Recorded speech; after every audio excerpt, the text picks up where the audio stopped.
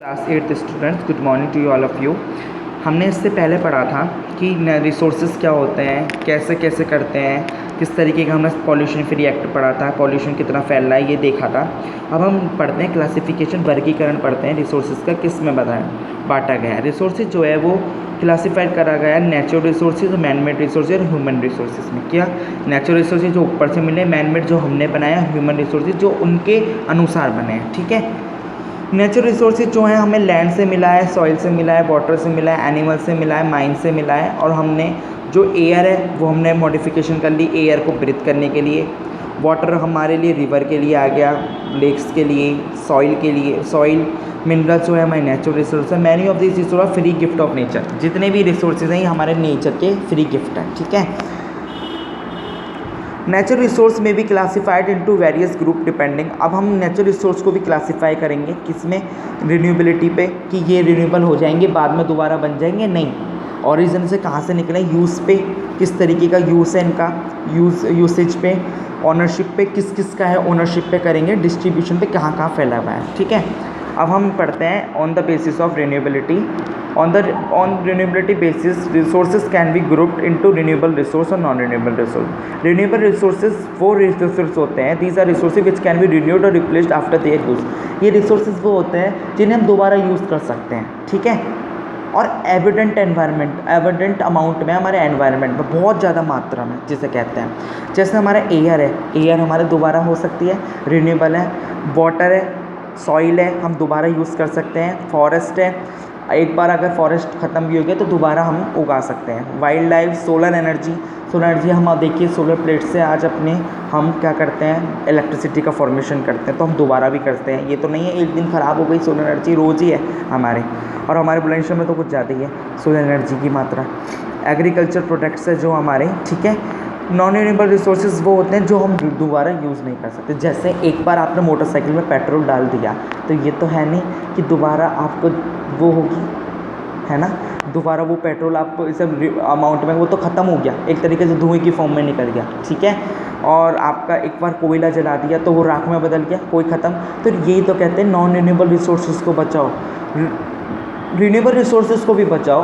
पर ऐसी रिसोर्सेज कि एयर को देखिए, एयर बहुत है पर एयर को ऐसे नहीं बचाना, हमें ऐसे बचाना है एयर को कि हम उसे पॉल्यूशन फ्री बनाएं, कि हम उसमें पॉल्यूशन अपनी जो है पॉल्यूशन कम करें। ठीक है, आपने पता है कि हमारे दिल्ली में सीएनजी बसेस चलती हैं ज़्यादातर, क्यों, पॉल्यूशन की वजह से, मगर गर्मी भी कुछ ज़्यादा होती है। ठीक है, और आपका इसका और वाटर को डिस्ट्रॉय होने से बचाएं, पानी इतना वेस्ट ना करें। ठीक है, क्यों, क्योंकि पानी हमारी अर्थ पे बहुत है पर सबसे फ्रेश वाटर बहुत कम है।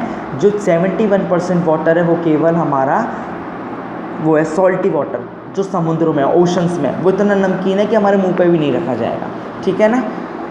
अब नॉन रिन्यूएबल रिसोर्सेज वही हैं, एक कैंडल जलाई आपने, जलाई वो बाद में ख़त्म हो गई, नॉन रिन्यूएबल रिसोर्स है। On the basis of origin, ये कैसे कहाँ से निकले हैं हम ये पढ़ते हैं। एक 2 टाइप्स के बांटे गए हैं भी, बायोटिक और एबायोटिक। बायोटिक रिसोर्स वो होते हैं जो जिसमें लाइफ होती है, किस में होती है, लाइफ होती है। जैसे फॉरेस्ट है, एनिमल्स हैं, फॉरेस्ट प्लांट्स में लाइफ होती है ना, एनिमल्स हैं, उनके प्रोडक्ट जैसे एग्रीकल्चर प्रोडक्ट बायोटिक रिसोर्स हैं।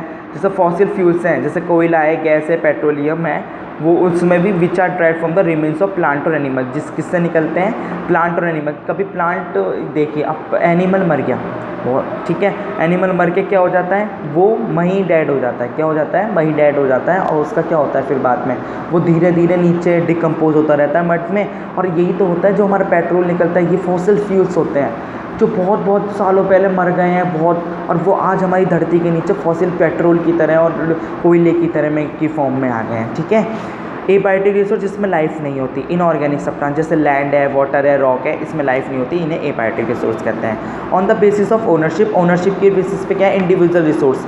देखिए इंडिविजुअल रिसोर्स क्या हो गए कि आपके घर, आपका घर है, ठीक है, या आपने कोई स्कूल खोला है, या आपका प्लॉट है, या आपकी फैक्ट्री, आपका कोई ये नहीं आके कह सकता बाहर वाला आप यहाँ से निकलो, ये हम यहाँ रहेंगे, नहीं ना, क्योंकि आपके पास उसके पेपर्स नहीं है, सब है, आपकी इंडिविजुअल है, आपका कुछ नहीं है। पर एक कम्युनिटी रिसोर्सेज होती हैं, रिसोर्सेज ओन्ड बाय कम्युनिटी, जैसे ग्रेजिंग ग्राउंड, बड़े बड़े ग्रेजिंग ग्राउंड जहाँ पे बकरियाँ चरने जाती हैं, पॉन्ड्स होते हैं, पंचायत घर होते हैं, ठीक है, वो कम्युनिटी ओन रिसोर्सेज होते हैं। कैसे? जैसे बड़े बड़े ग्राउंड्स है, पॉन्ड्स है, रिवर्स है, उसमें रिवर्स है एक बहुत बड़ी रिवर, इसमें तो ये नहीं कहेंगे कि भाई हमारी वो यूज़ करेंगे, ठीक है ना, उसमें तो सबका ही हक होता है, सब उसमें अपने सब कुछ यूज़ करेंगे, ठीक है। आप प्ले ग्राउंड से बड़े बड़े आपकी पिकनिक स्पॉट्स हैं। अब ये तो नहीं है कि आप कहीं तीर्थ स्थल जा रहे हैं, अमरनाथ, केदारनाथ, वैष्णो देवी कहीं जा रहे हैं, तो नहीं, ये तो हम ही जाएंगे। आपकी और क्या कहते हैं, इंडिविजुअल रिसोर्स तो है नहीं, कम्युनिटी है, वो आप कोई भी जा सकता है वहाँ पे। आपका मलका पार्क है, ये तो है नहीं आपका है, आप कोई भी जा सकता है वहाँ पे, ठीक है ना।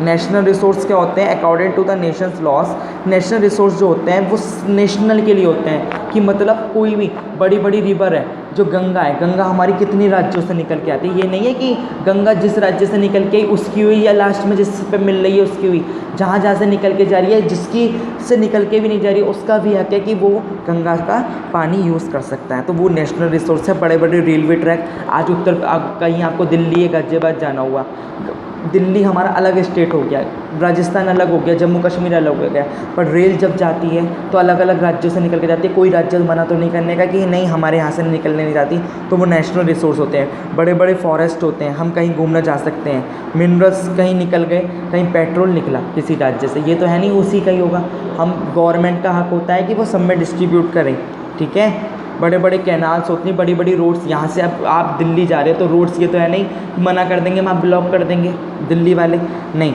वो सबकी होती हैं, ठीक है। अब हम पढ़ेंगे इंटरनेशनल रिसोर्सेज, जो वर्ल्ड रिसोर्सेज होती हैं, जो पूरा वर्ल्ड वो कर सकता है, रिसोर्स को यूज़ कर सकता है। ओपन ओशंस, जैसे बड़े बड़े ओशंस होते हैं, बड़े बड़े समुद्र होते हैं, जैसे अब जहाज़ है, क्या कहते हैं, पानी का जो जहाज़ होता है, शिप जो होती हैं, वो कहाँ कहाँ से सारे ओशन से पूरा चक्कर लगाते हैं पूरे वर्ल्ड का, ठीक है। तो ये तो है नहीं कोई अमेरिका मना कर देगा, नहीं हमारे यहाँ मतलब इंडिया मना कर देगा कि हमारे पोर्ट पे नहीं रोको, नहीं, सबके होते हैं ये, ठीक है।